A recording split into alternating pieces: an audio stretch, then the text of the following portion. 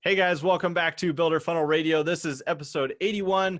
And in this episode, I bring on Mike Claudio to have a conversation about sales. Now, Mike runs a consulting business, WinRate Consulting, and he and I connected a little ways back and got to talking, and he brings some really fresh ideas and some great strategies, things that we haven't heard here in the past from other guests that have talked about the sales topic. So I think you'll really enjoy this episode. Again, this is episode 81 with Mike Claudio.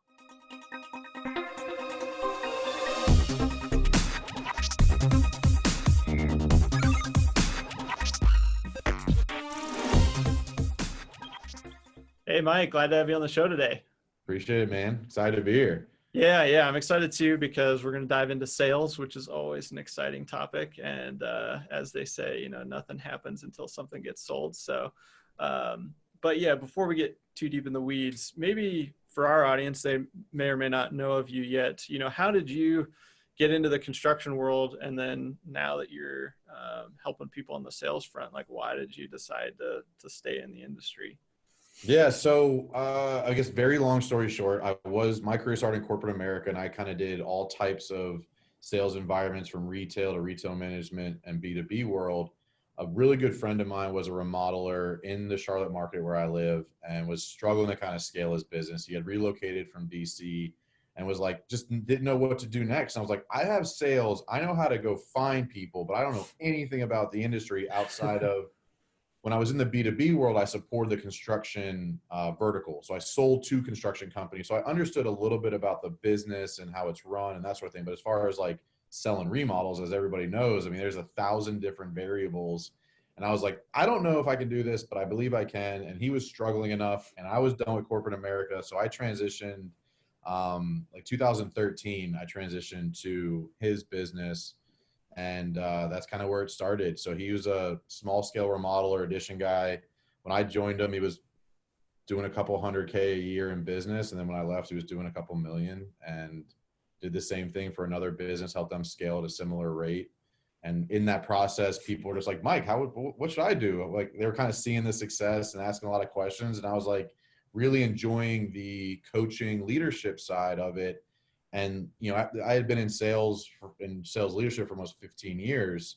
It had just kind of like, I was like, this seems like a good transition for me. Like I enjoy the coaching. I enjoy helping businesses. And I really fell in love with the industry and the stories and the people. And that's kind of why I stayed, because when I made the last transition I was vice president of a roofing company, I had some opportunities to go back to corporate America where I'd spent the majority of my life. But like, I love the story, the family, the people in this industry. And there's a lot of phenomenal operators who just don't know how to go out and business develop and sales and close deals and follow up and market themselves. And it's like, I have every bit of that I can teach people, because I don't like seeing really good people and then people who are good at their jobs fail because they just don't know how to go out and find clients. And so that's kind of why I fell in love with and then stayed within this industry.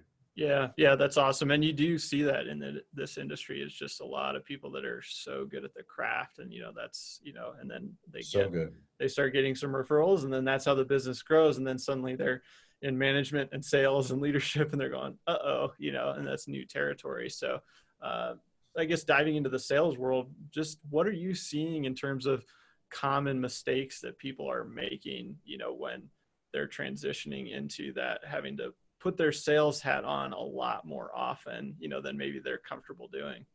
At a high level, I mean, obviously there's a lot of tactical things within the process that I see consistent, but I would say the biggest thing is just a lack of a consistent experience. And the reason that's so important is having a consistent client, a consistent sales process is when one neighbor refers you to the other neighbor, they have a certain expectation that's being set, because you might have been slow, right? So you got to give that first client all your attention. And then, you got referred 6 months later when you're not slow anymore. Now the new person doesn't get the same attention or the same process.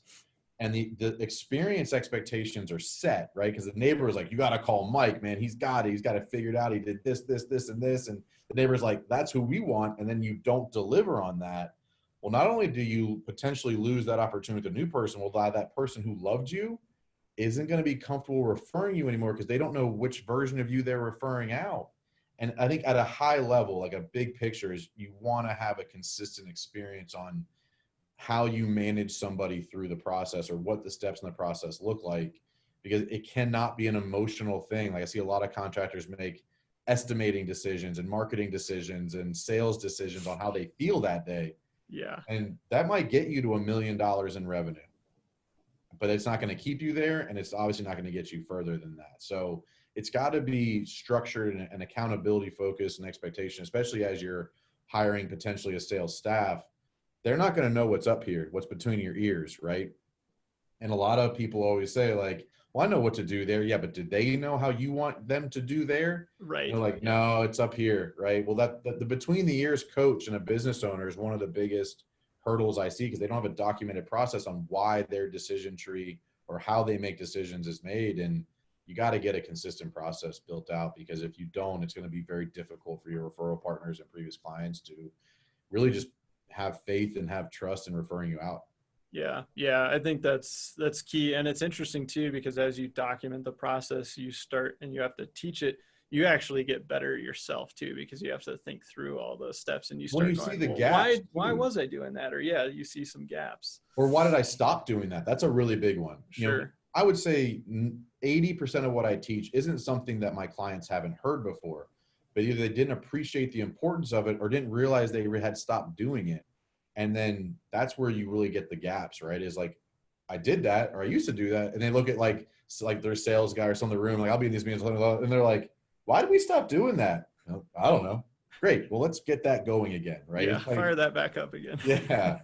Because those little things, man, there isn't one major thing that I think makes a massive tick up. I think it's little things done well consistently that really is a differentiating factor, specifically in the selling to homeowner world, because man, that's just a whole different beast. Yeah. Yeah. Well, let's maybe dive into a couple of the little things. Let's just use an example. Let's say you made it into the home. You've got that like first appointment. Are there a couple of things in that conversation that you found really elevate your chances of, eventually closing the deal, or depending on the size of the project, closing the deal right then and there? Yeah. So I guess I want to be fair to your audience. Like, I've never been a one-call close guy, even when I was with the roofing company. Sure. I've been more on the consultative, hey, I'm going to put my best foot forward. You're going to make your decision, your time frame. So I want to be fair to the audience. Like, I've never been a big one-call close guy, but some best practices there are for sure. So the first thing when you walk into the house is really kicking off the meeting, both in a positive and authoritative way. And everybody's a little different on that. Some people are very, I don't want to say insecure, but very introverted, and they're not good at speaking with people. But a really easy way to start the meeting is to ask a question, give a compliment, and then set an agenda for that meeting. And I think we've all been there where you walk in and you're just like, okay, let's see what you got going on here. And then that client spends 45 minutes talking about something completely unrelated, and you're sitting there just waiting for them to get to the point. Well, what that does is it makes the client like they have to control the conversation. And guess what happens? They're never going to let go. Especially, and then when they're going to hire you, and they're going to try and control every decision and control when you are there, when you're not there, when they feel like paying, when they don't feel like paying. And is that an exaggerated example? But it's real.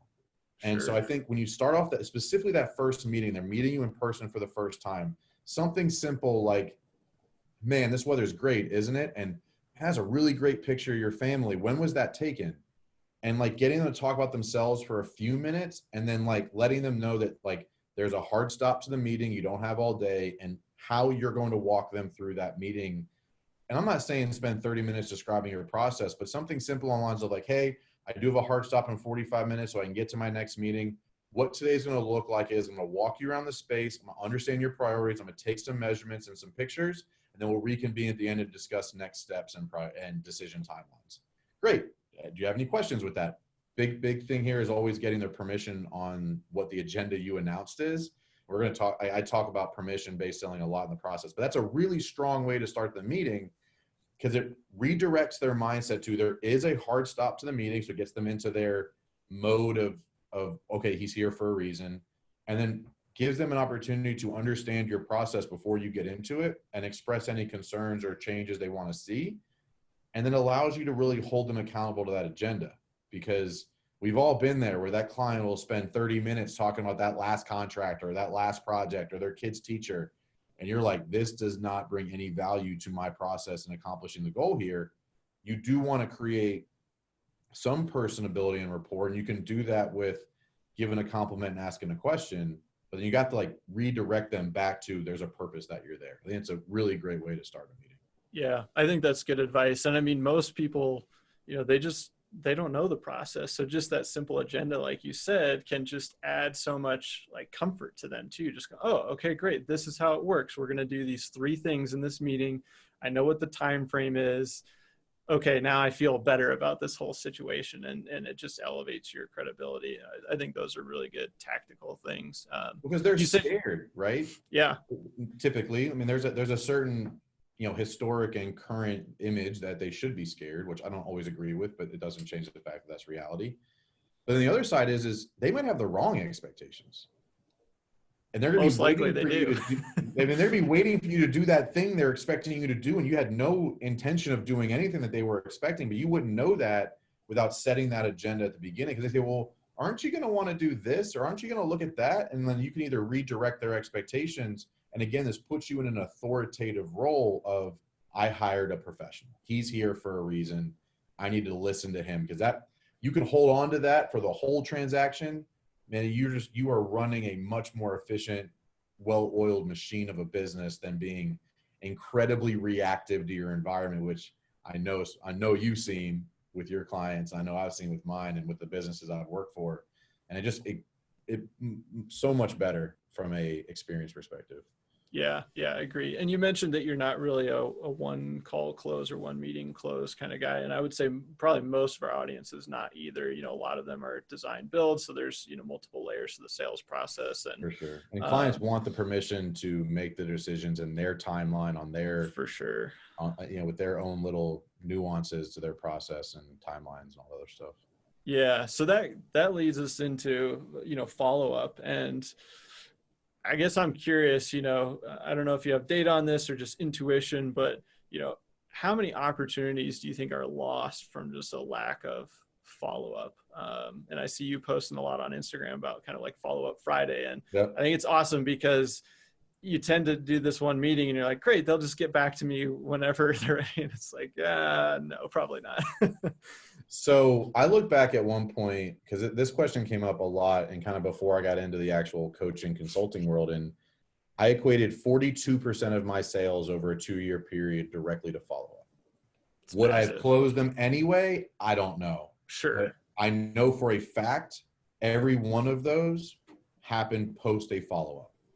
And we're talking about, in that course of 2 years, I had $4.5 million in sales. So you're talking about $2 million in closed business that I equated directly to follow-up processes. So would I have closed some of those? Likely. Would I have closed all of them? Absolutely not.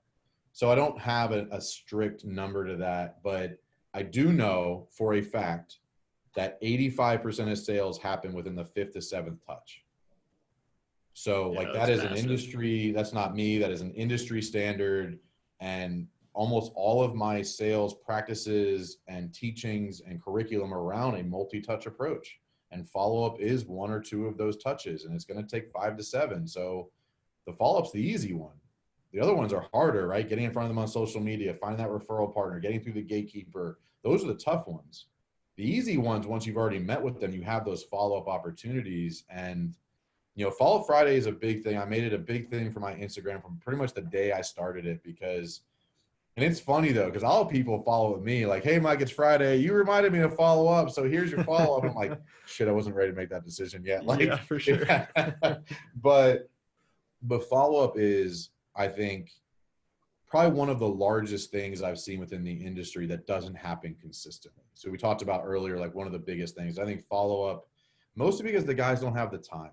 Yeah. And you do right. It's a lot of those. I sent them a proposal. They're going to hire me if they want. No. That's not how people operate. That's not how it works, because people get distracted, people get lost, people lose information. Like, I can't tell you how many times I'll follow up and they're like, thank God you called. I couldn't find your card anywhere. Yeah. Right? Which is wild, like, right? But I mean, it happens. It's so common. Happens. Yeah. it happened enough for me to care enough to follow up every week with every open opportunity. Yeah. And the big part of that is, you know, the common misconception is, well, I don't want to bug them. I don't want to be overbearing. I don't want to be pushy. The easiest way to avoid that, and I posted a video about it this week, is simply ask for permission before ending the meeting. I have this rule with every employee I've had, every business owner I've had, every person I've coached. I have this rule. You are not allowed to end any conversation in business without a defined next step and date. So defined next step and deadline, we'll call it. Because every conversation has some sort of follow-up to it. Whether it's a, hey, I'll call you in 6 months. Like every conversation, sales is so much about timing. Sales is so much about the immediate need. Specifically in this industry, if you're in the smaller, you know, restoration handyman world, it's extremely, who do I remember when I have the problem? A little less on the design build because it's larger decision process, but in that reactive world, it's who am I remembering? And so I have a strict rule. You are not allowed to end a conversation without a defined next step and deadline. And what that looks like in the tactical world in the meeting is you end that meeting with, hey, I'm going to take this next step. And if I don't hear back from you, I'm going to call you or email you on this day. Does that work for you? That's the key. Does that work for you? And now that they've given you permission, this does two things. It avoids the anxiety of, do they want to hear from me? Because they've already told you they do. And allows you to differentiate yourself by accomplishing the task in the identified time. Look, as we all see in this industry, like you are winning right now as a contractor if you're answering the phone. Yeah. The bar is low for sure. The bar is low, but then, okay, so do you want to beat the worst or do you want to beat the best in the market? Well, the best in the market's also answering the phone, but they might be going out and their salesperson may not be sending back the proposal on time. Well, if you set those expectations and those next steps with the deadline, not only are you helping guide the client through your sales process, which does need to have some sort of structure to it, but then you're also wowing them with how attentive to detail and how on time you are. And they begin to grow trust with you, which allows you to manage their expectations in the process of the actual production of the project differently. Because if they had a follow-up with you about, hey, when am I going to get that proposal? Well, what happens when like the painter doesn't show up that day or the countertops are delayed? They're not going to believe you. They're going to think that you're not a good steward of your time and you're not organized. But when you show that organization, you show that you're appreciative of their time by asking for their permission to do so. And if they say no, well, okay, well, when would you like me to follow up? Hey, Monday would be better. Don't call me Friday. I got meetings all day. Call me Monday. Now they're saying like, man, Mike appreciates me. Mike sees me for what I'm going through. And he actually delivered on what he said he was going to do.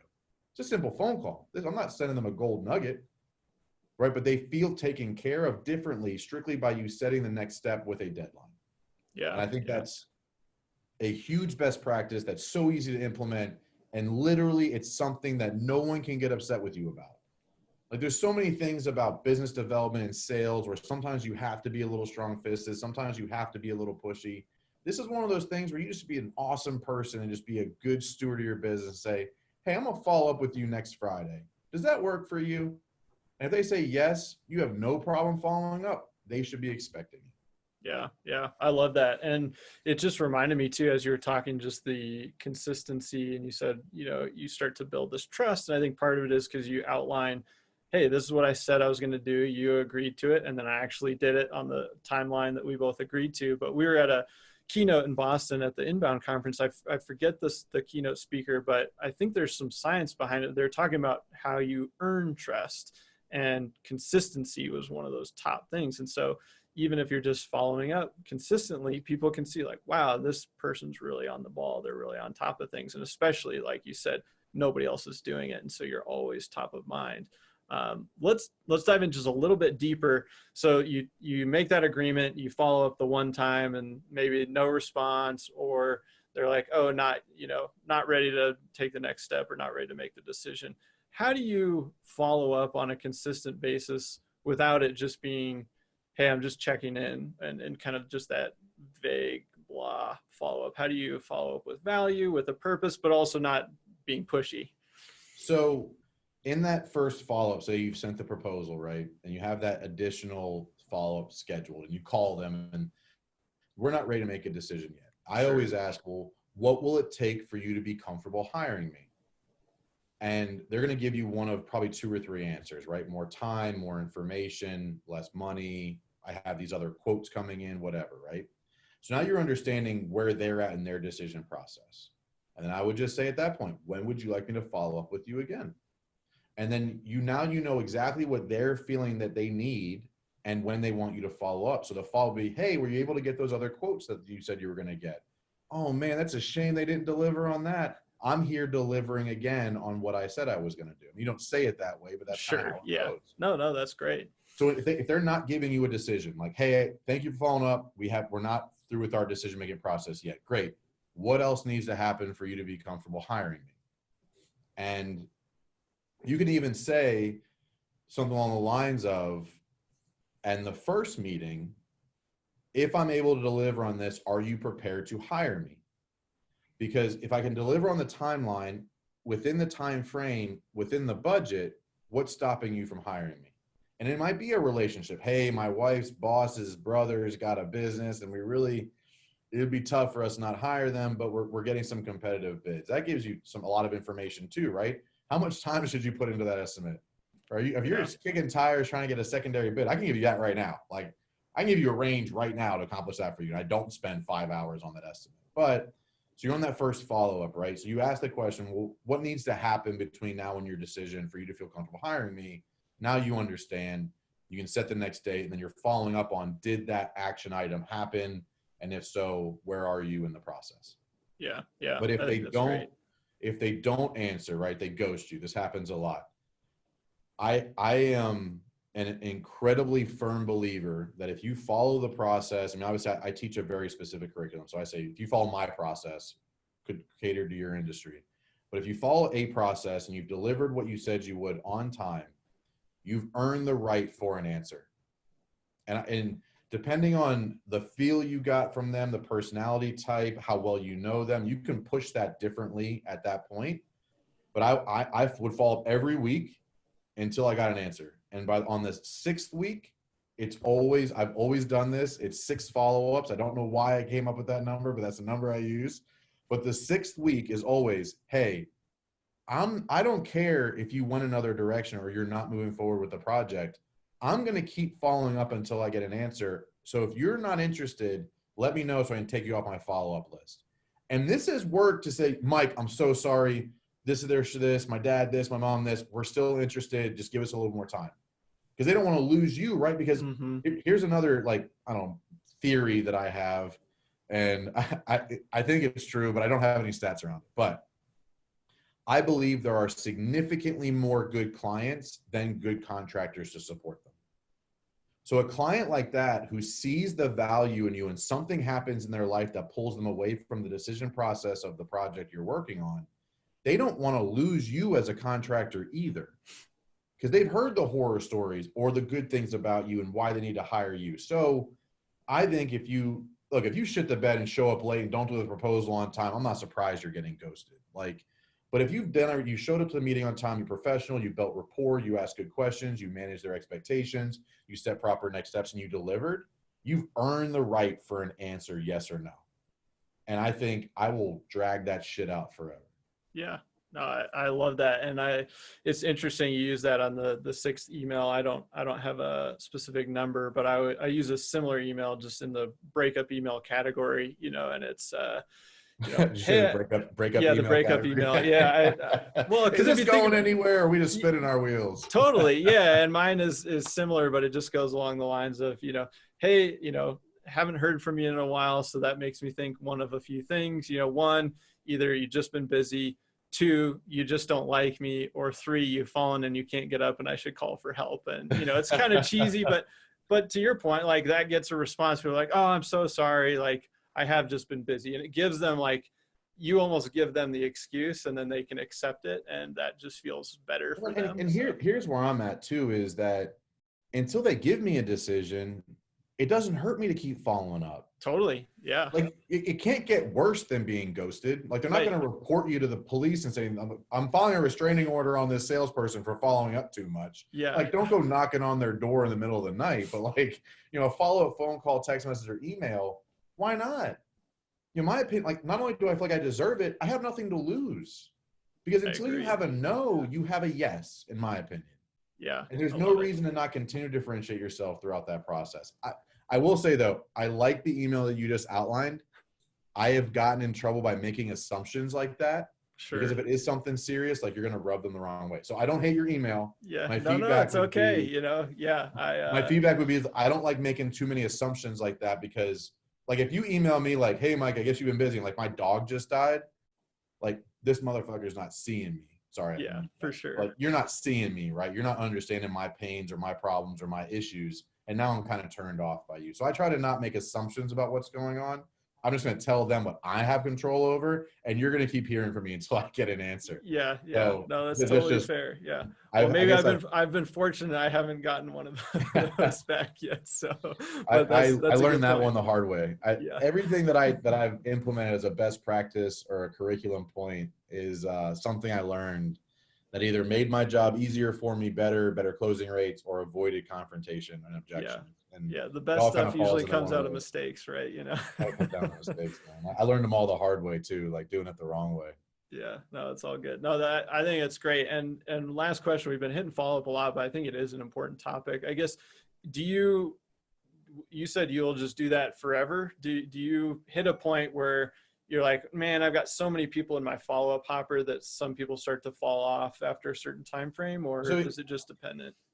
I base it on a few kind of intangibles, like how much did I like the person, how likely of a project is it, you know, how good of a project was it, right? Because like, I'm really big on identifying an ideal client and project. Well, if that person checked all the boxes, that's way better work usage of my time. But if it was like, man, I didn't get a good feel from them, they weren't really cooperative, they weren't transparent, they were difficult and rude, like, okay, they're going to fall off a little bit sooner. So it really comes down to, I guess, the health of my pipeline, right? I mean, that's a big part of this. You know, if you have a healthy pipeline, you know, maybe you only follow up with the top 30% of projects that are really ideal. If you don't, you have no choice but to follow up with all of them. So I think, you know, pipeline health is one of them. I think client type and project are another one. Just how well does it fit who you are and what your business is looking for? And then how did I get the referral, right? Because I think I track my referral sources. I think it's really important to do that, because you're going to find that one real estate agent is always sending you crap, and this one's always sending you gold. Well, who sent me that referral? And I might follow up. Okay, I hit week 6, right? I'll follow up with the referral partner if it's a good referral partner and say, hey, I kind of stopped hearing back from so-and-so. Do you have anything about that? Oh, man, I don't know. Let me follow up with them. And then, like, they're going to get you some information as well. So I think that's another important part. If it's an Angie's List lead, like, we all know those are not going to be ideal. But if it's from a key relationship in your network or in your referral, like, you don't want to let them down, so you can kind of utilize them to get involved with the process as well. So some intangibles there, but I mean, I would say probably 8 to 10 weeks before, like, I kind of just like exhaust all options. I'm looking at it from like a strategic, tangible perspective. But I always ask, when would you like me to follow up? So sometimes, hey, give us 3 months. Great. It's going in my calendar for 3 months. You're getting a call on that day. Totally. So sometimes, like, the follow-ups get spread out depending on also pipeline health, referral type, referral partner relationship. So it's not always every week. It's typically 6 or 8 attempts, depending on when they told me they'd like to hear back from me. Yeah, I think that's good advice. And I mean, running through that criteria, you can kind of figure out pretty quickly which ones can fall off and which ones you might put a little more effort into. There's plenty of projects you walk in, and the minute you get in there, you're like, this ain't for me. Yeah.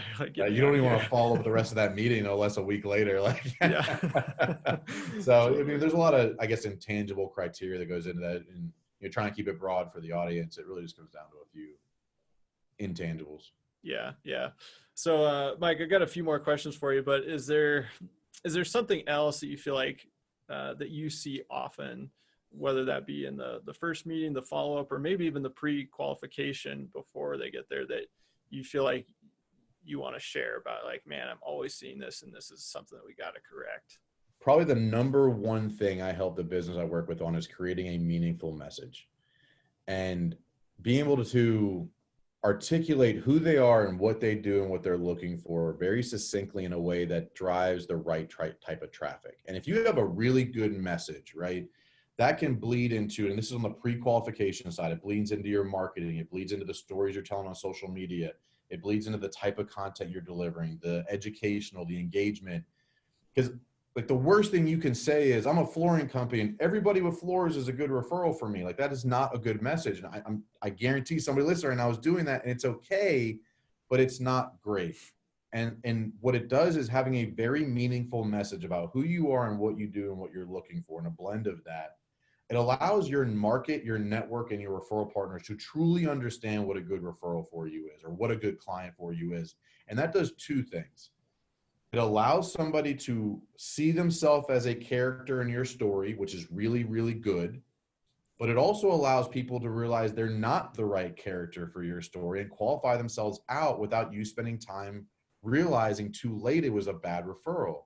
And some people are so afraid to like get super granular with this part of the process.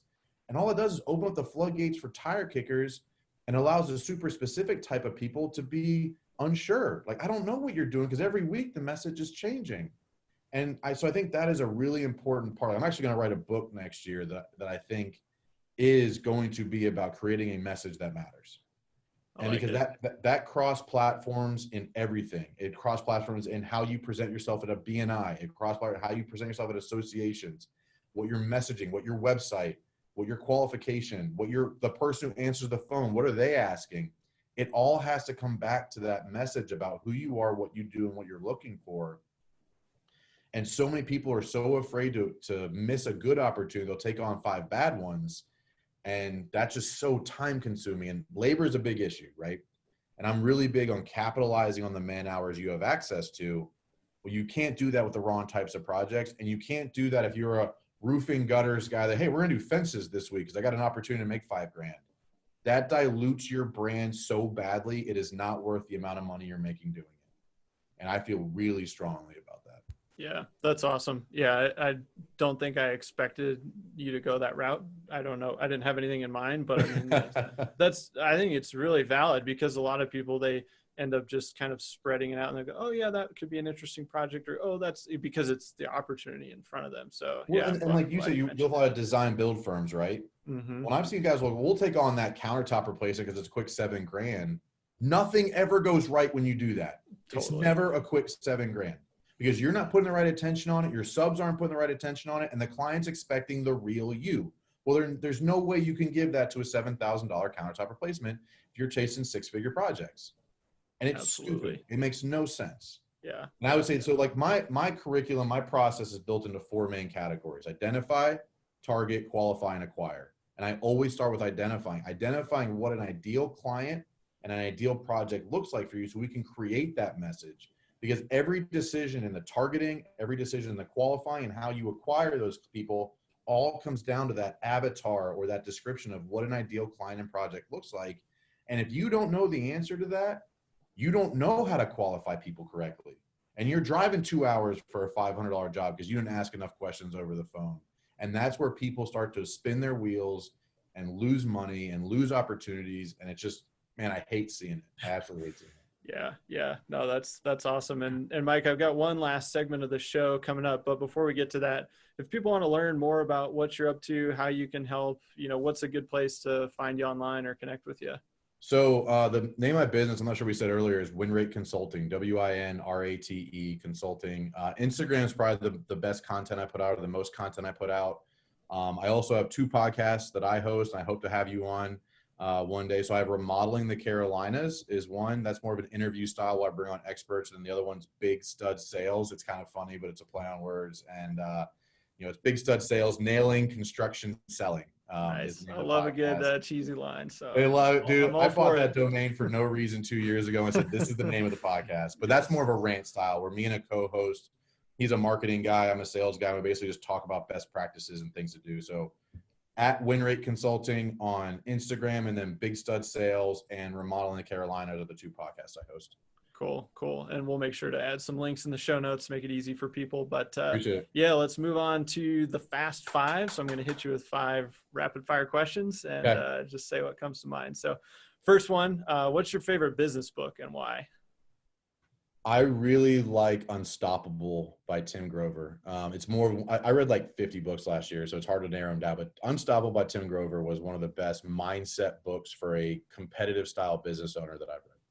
Awesome. Yeah. I think, was Relentless the same, or is he have a couple Yeah, books I out? think it But, might be like both on the title. I think it was both. like Okay. Relentless and Unstoppable, but Yeah, Tim is, man, he's an awesome dude. And, yeah, you got to be a competitor. If you're going to read that book, Relentless, I might have said it wrong. It might be Relentless, but if you're not a competitor, it's going to be hard to understand that book and his mindset. Yeah. Yeah. Very cool. All right. Who is the most inspirational person in your life?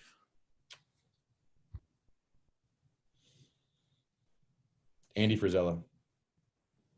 Right on. I mean, the MF CEO, his world, he's probably been the person I bought into the most on a big picture. And then, yeah, I'd say, because I did 75 Hard, if you know what that is. And he hosts the MF CEO and just started the Real AF podcast. He's probably the person I pay attention to the most. Yeah. Yeah. If you're not following him, yeah, he's got amazing stuff. Amazing stuff. The 75 Hard, if you're listening, you know what 75 Hard is. I did that this year with my wife, and it is a absolute life-changing experience. Very cool. Yeah. All right. If you could have one superpower, what would that be? I would read minds. Read minds? Nice. Yeah. I would avoid objections by understanding them ahead of time.